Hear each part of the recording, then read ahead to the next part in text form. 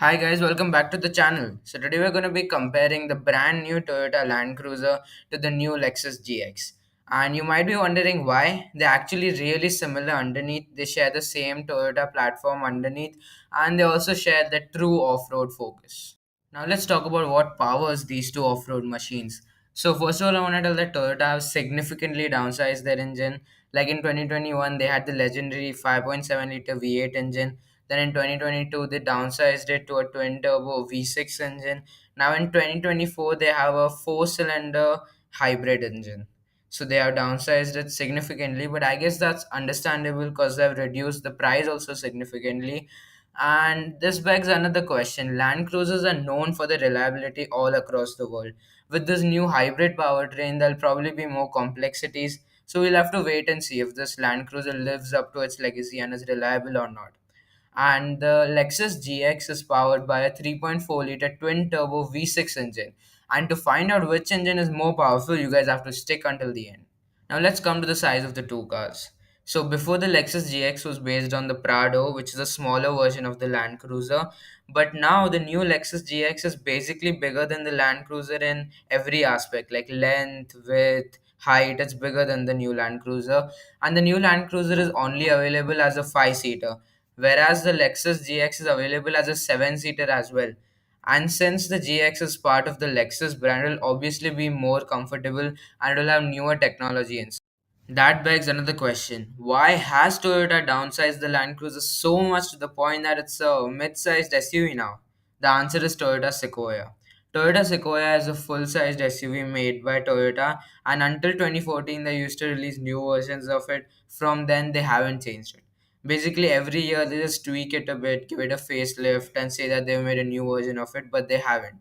Recently in 2023, they released a completely new version of it, like completely redid it. And the Sequoia is a full size SUV and it's also a 8 seater and it's very practical.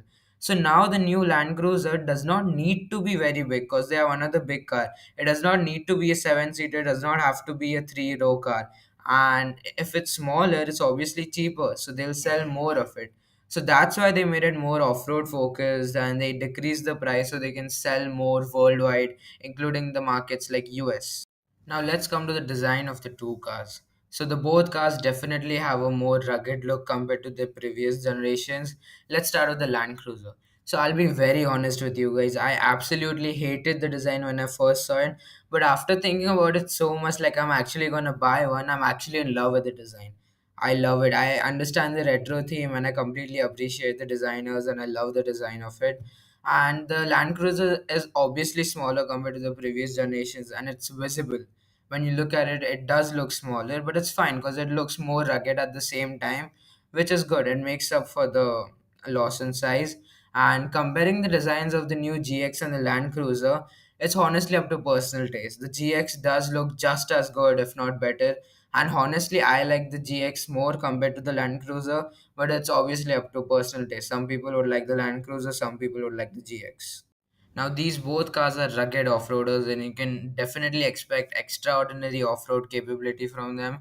So you can definitely get all the off-road features in these cars you can think of, like crawl control, hill descent control, rear locker connect, central locker, sway bar disconnect, and also available multi-terrain selector.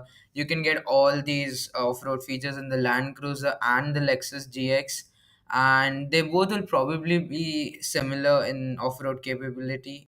So basically the Land Cruiser every year until the new version which they released right now was getting more and more expensive and more bloated and like basically a mall shopper instead of a off-road SUV it is.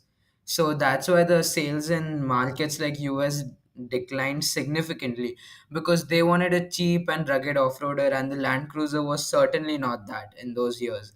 So that's why Toyota suspended the sales of the new Land Cruiser in 2022 in the US and other markets as well.